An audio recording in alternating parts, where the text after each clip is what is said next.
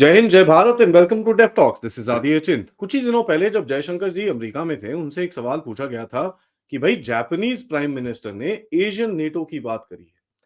Japanese prime minister Shigeru Ishiba का एक suggestion आया था कि एशिया में एक नेटो बनना चाहिए जिसमें भारत को भी ज्वाइन करना चाहिए, अमेरिका, जापान, ऑस्ट्रेलिया और भी एक दो देशों के साथ, ताकि चाइना के जो एक थ्रेट है उसको पूरी तरह से निगेट किया जाए।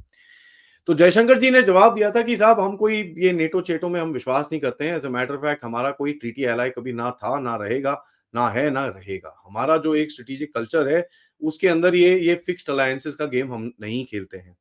हमारे अंदर जो हम लोग जिसके साथ इंटरेस्ट होता है हम उसके साथ पार्टनर करते हैं, ना तक कि किसी के अम्ब्रेला के अंदर हम खेलना शुरू हो जाते हैं। ऐसा भारत नहीं करेगा। तो ये बड़ा क्लियर एक उनकी तरफ से स्टेटमेंट आया था। यहाँ पर जापानीज माइंडसेट के बारे में मैं थोड़ी बात करूं, क्योंकि कल एक आर्टिकल आया, कहां से, एशिया निकी से आया।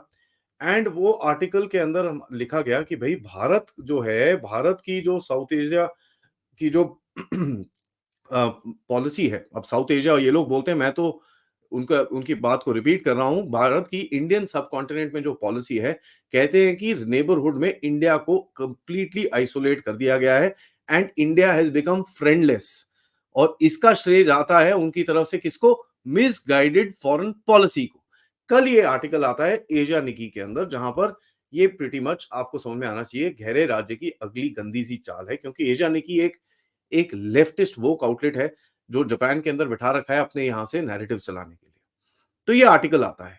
चलिए देखते हैं भाई, जापान का स्ट्रेटेजिक कल्चर क्या है। वर्ल्ड वॉर टू के बाद वो अमेरिका से लिटरली अपनी उसने सॉवरेनिटी अमेरिका को दे रखी थी। इनका जो कॉन्स्टिट्यूशन है वो बनाया था एक जनरल साहब अमेरिका के, उनका नाम था General Douglas MacArthur. Although very very fine general, but इनका जो कॉन्स्टिट्यूशन और इनका पूरा जो स्ट्रक्चर बनाया गया था वो बनाया गया था इनकी तरफ से। इनको एक पैसिफिस्ट कंट्री की तरफ से रखा गया ताकि अमेरिका इनको अच्छी तरह से कंट्रोल कर सके। और 1980s के अंदर जब इनकी इकोनॉमी थ्रेटन करने वाली थी अमेरिका को, इन्होंने ऐसा एग्रीमेंट साइन करा कि जापान उसके बाद आगे बढ़ ही नहीं पाया है। इस टाइम पे भी अमेरिका के करीब 50 से 60 हजार ट्रूप्स जापान के मेनलैंड के अंदर काफी बेसिस के अंदर अभी भी बेस्ड हैं, और पूरी सिक्योरिटी जो जापान की है वो अमेरिका की अपनी रिस्पॉन्सिबिलिटी है। ये जो इनके प्राइम मिनिस्टर है, मेरे हिसाब से इनका अभी दिमाग वही सेकेंड वर्ल्ड वॉर के टाइम से चल रहा है। उनको जो करंट सिक्योरिटी अरेंजमेंट दिखता है कि साहब वो सेम वाला है, तो हमको ना किसी की हेल्प चाहिए होगी चाइना से लड़ने के लिए। जापान के बड़े-बड़े चैलेंजेस हैं अपने आप। चाइना से चैलेंज है, नॉर्थ कोरिया से चैलेंज है, रशिया से चैलेंज है, और यहां तक कि मैं आपको बोलूं साउथ कोरिया भी कोई इतना खुश नहीं है।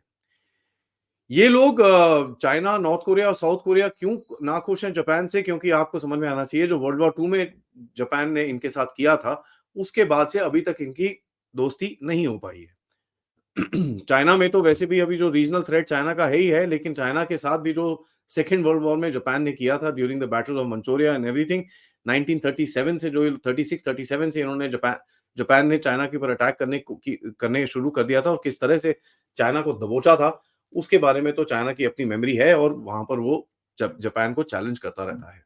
रशिया के साथ इनकी टेरिटोरियल डिस्प्यूट है इन द नॉर्दर्न आइलैंड्स, वहां पर चाइना के साथ टेरिटोरियल डिस्प्यूट्स हैं, और नॉर्थ कोरिया इनके सिर के ऊपर से बैलिस्टिक मिसाइल्स और ये फायर करता रहता है। तो अब देखिए चाइना जापान को क्या लगता है कि यार मैं तो फंसा हुआ हूं, किसी तरह से अपनी मुश्किल को किसी और के सिर पे भी थोड़ा ट्रांसफर करूं, ताकि मेरी तरफ थोड़ा कुछ, अगर मेरी तरफ कुछ होता है तो कोई और आके हमारी तरफ लड़े।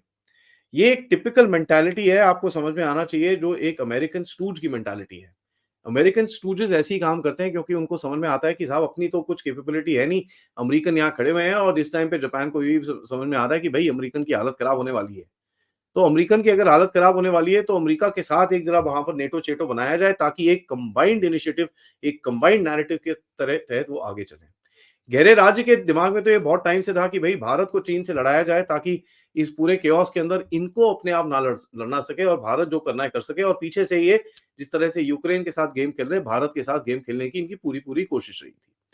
शिंजो आबे के टाइम के साथ ये काफी टाइम से चल रहा था, बट शिंजो आबे कभी माने नहीं, and as a matter of fact आप सबको पता है उसके बाद उनके साथ क्या हुआ था। जापानीज इस टाइम पे बड़े भारत से गुस्सा है, क्योंकि भारत ने एक आउटराइट रिजेक्शन दे दिया है कि साहब ये सब हमारे साथ चलेगा नहीं, साइड रखो, कोई प्रॉब्लम नहीं है, हमको कोई लेना देना नहीं है इस चीजों का। यहाँ पर एक सवाल बनता है, अमेरिका ने दो तीन चीजें बनाई थी इस रीजन के अंदर। एक स्क्वाड आया फिलीपींस को लेके, ये वो करके काफी कुछ बनाया उन्होंने। उसके बाद एक ऑकस बनाया। यार सब कुछ हो गया, उसके अंदर जापान भी घुसने वाला था, जॉकस बनने वाला था, लेकिन उस डायरेक्शन में कोई आगे नहीं हुआ। अभी एक तीसरी एक एंटिटी बनाना, तीसरी चौथी एक एंटिटी बनाने की कोशिश कर रहे हैं जिसका नाम है एशियन नेटो। अब ये समझ में नहीं आता कि भाई इनका थॉट प्रोसेस क्या है, और ये जितनी भी फ्रस्ट्रेशन है, अब ये कितनी लेफ्टिस्ट मीडिया है उसकी तरफ से, ये लोग अभी वेंट करना शुरू हो चुके हैं। As a matter of fact देखिए, जो बड़ी कंट्रीज़ होती हैं, उनके छोटे-छोटे कंट्रीज़ होते हैं जो जिनके गले के नीचे वो चीज़ें उतारते हैं, एंड वो उनके रीजन के अंदर उनके थ्रू गेम खेलने की कोशिश करते हैं। ऐसे देशों के ये जो जिस तरह से ये जो स्ट्रक्चर बनाने की कोशिश कर रहे हैं, ये पार्टनरशिप्स और लाइक माइंडेड इंटरेस्ट कंट्रीज़ के लिए ये लोग काम नहीं करते हैं। ये लोग एक अप एंड डाउन उसमें काम करते हैं कि भैया मैं बड़ा हूँ, आप मेरे सब्सिडियंट हैं, आप मेरी बात सुनो, जो भी मैं बोलूँ, आप जिससे लड़ना, जब मैं छू करूँ, आप जाके इससे लड़ो, आप जाके उससे लड़ो, इस तरह से वो लोग ऑब्वियसली बात करते हैं। देखिए, they want an Asian NATO to fight fight China, ये तो हमको पता ही है, और बाकी भी उनकी जो ट्रबल्स हैं, उसके अंदर भी उनको थोड़ी सपोर्ट चाहिए। देखिए, ऐसा है, यहाँ पर भारत ने बड़ा क्लियरली एक चीज़ करा है कि साहब, भारत की जो चाइना पॉलिसी है, वो इंडिपेंडेंट है। हम जिसके साथ नेगोशिएट, कोऑपरेट जो भी करना चाहें हम करेंगे, कोई ऐसी प्रॉब्लम नहीं है, और इस टाइम पे देखिए मालाबार एक्सरसाइज चल रही है, तो जिसके अंदर जापान क्वाड कंट्रीज़ भी हैं। सो देयर इज़ नो चक्कर, हमको जहाँ पर कोऑर्डिनेट करना है हम करेंगे, लेकिन कोई रिटर्न अलायंस हम साइन नहीं करेंगे, क्योंकि भारत ने बड़ा कैटेगोरिकली बोला है कि वो ज़माने गए कि जो एक स्ट्रक्चरल ऑर्डर था जहाँ पर रिटर्न अलायंसेस से दुनिया चलती थी। क्वाड एक बहुत बड़ा एग्जाम्पल है जहाँ पर रिटर्न अलायंस के पीछे भारत ने पूरी तरह से अपना रिटर्न अलायंस के अगेंस्ट में भारत ने पूरी तरह से अपना वेट डाल रखा है, क्योंकि भारत ये सोचता है कि अगर रिटर्न अलायंस होगा तो उसका चार्टर लिमिटेड होगा, व्हिच इज ट्रू, क्योंकि उसका चार्टर प्रीटी मच मिलिट्री रह जाएगा। लेकिन क्वाड एक ऐसी ऐसी जगह है जहां पर आप बड़े चार्टर के ऊपर काम करते हैं, और काफी चीजें ऑलरेडी डिलीवर होनी शुरू हो चुकी है। यूएसए का तो एक एक वांट रहेगा कि इस रीजन को मिलिटराइज किया जाए, और क्रिएटिंग एन एशियन नेटो मतलब एशिया के ऊपर पूरी तरह से कंट्रोल डालने की ये कोशिश करेंगे।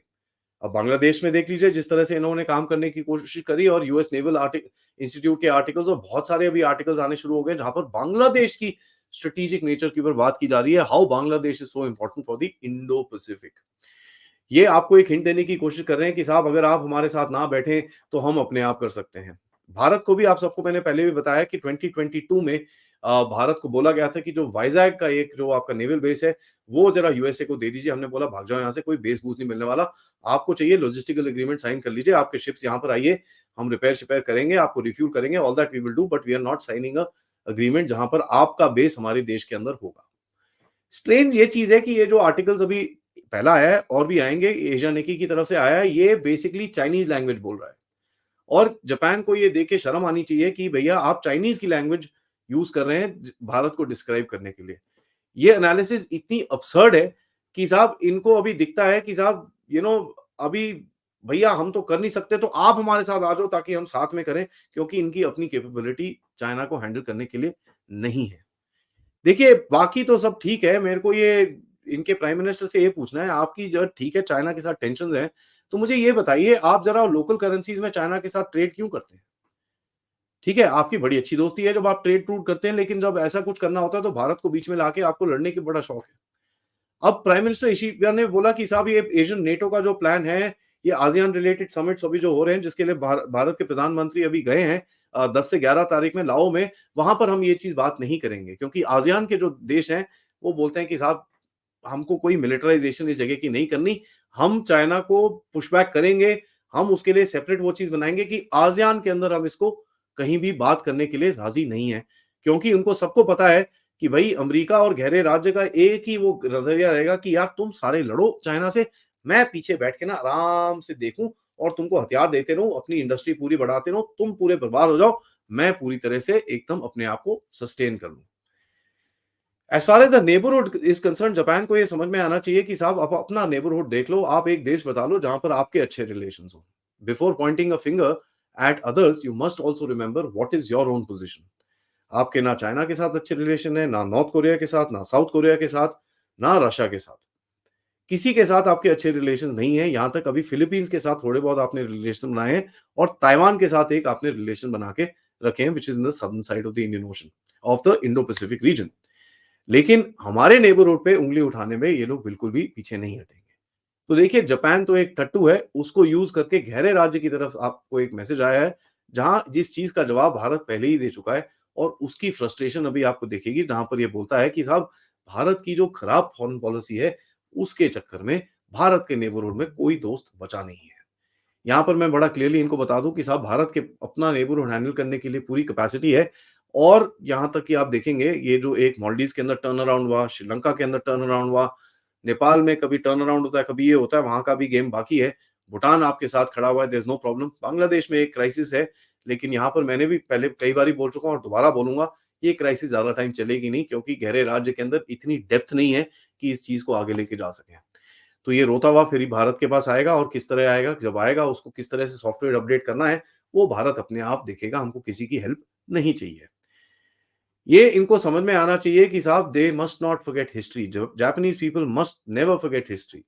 ठीक है, किस तरह से भारत और जापान के रिलेशंस थे एक टाइम पे, और एक टाइम ऐसा आया ब्रिटिशर्स जब थे हमारे देश में, उनके उनके कमांड के अंदर भारतीय ट्रूप्स ने इनको डिफीट किया था in the battle of Kohima, जहां पर पहले जो एक आर्म फोर्स थी जिसने जापानीज फोर्सेस को नाको चने चबाए थे और पीछे भगाया था उनके एशियन कॉन्क्वेस्ट के टाइम पे। वो था उस टाइम का जापान। आज ये जापान है जो एशियन नेटो के लिए रो रहा है, और जिस तरह से रो रहा है आपको दिखता है कि भाई नैरेटिव चलाने की पूरी पूरी कोशिश की जा रही है, और वो ही गहरे राज्य के गंदे टैक्टिक्स की तरफ से। कल एक इंटरव्यू फिर से होता है, किसके साथ? गुरपतवंत सिंह पन्नू के साथ। मैंने आपको जैसे बताया गहरे राज्य के पास सिर्फ 2-3 टट्टू हैं। एक है गुरपतवंत सिंह पन्नू, एक है रिलीजियस फ्रीडम, और एक है डेमोक्रेसी फ्रीडम, और ये जो बकवास इनकी चलती रहती है। कल जेएनके के इलेक्शंस के ऊपर एक सवाल पूछा गया स्टेट डिपार्टमेंट के अंदर, उनको क्या इंटरेस्ट है इन चीजों के अंदर, वो अलग है। कल बांग्लादेश में फ्रीडम और इंडिया के इंटरफेरेंस के बारे में सवाल पूछा गया मुशफिकुल फजल अंसारी से, वहां पर कुछ इतना कमेंट आया नहीं। लेकिन ये देखिए, इनके अपने टट्टू को बिठा के तुम ऐसे ऐसे सवाल वहां पर पूछवाओगे, तो आपको लगता है कि भाई भारत को ये चीजें नहीं समझ में आती। तो यार ये तो मेरे लेवल पे चीजें समझ में आ रही है, गवर्नमेंट को तो अलग ही छोड़ दीजिए आप। ठीक है, तो ये जो गेम्स हैं, ये अभी यूएससीआरएफ की मैंने आपको रिपोर्ट बताई थी थोड़े टाइम पहले। भारत भी एक्शन लेना शुरू हो चुका है। जिस तरह से एनजीओ की पीठे पीठे तोड़ी गई हैं, जो उनके कॉन्टैक्ट गहरे राज्य के साथ हैं, वो तोड़ी गई हैं, तो अभी इनके और डेस्परेट एक्शंस आपको दिखेंगे, किस तरह से ये भारत को प्रेशर में डालने की कोशिश करेंगे। जापान वाला एक सैल्वो था, ऑल्दो इसके अंदर मैं जापानीज जो लोग हैं उनको उनकी तरफ तो कोई हमारा मैलेज है नहीं, लेकिन ये जो एक स्टूज गवर्नमेंट है जापान की, जो बाय द वे ज्यादा टाइम चलने नहीं वाली, स्टूज गवर्नमेंट है, इन्होंने ये जो रॉकेट फायर करी है, ये इनको महंगी पड़ सकती है, क्योंकि भारत से फालतू में कोई पंगा लेने का कोई इनको वो है नहीं। और जो इनके प्रधानमंत्री हैं, इनके लिए अच्छा रहेगा कि भारत के साथ ये एशियन नेटो की बातें ना ही करें, और जयशंकर जी के साथ बिल्कुल ही ना ही करें, क्योंकि आपको पता है फिर जवाब कैसा आएगा।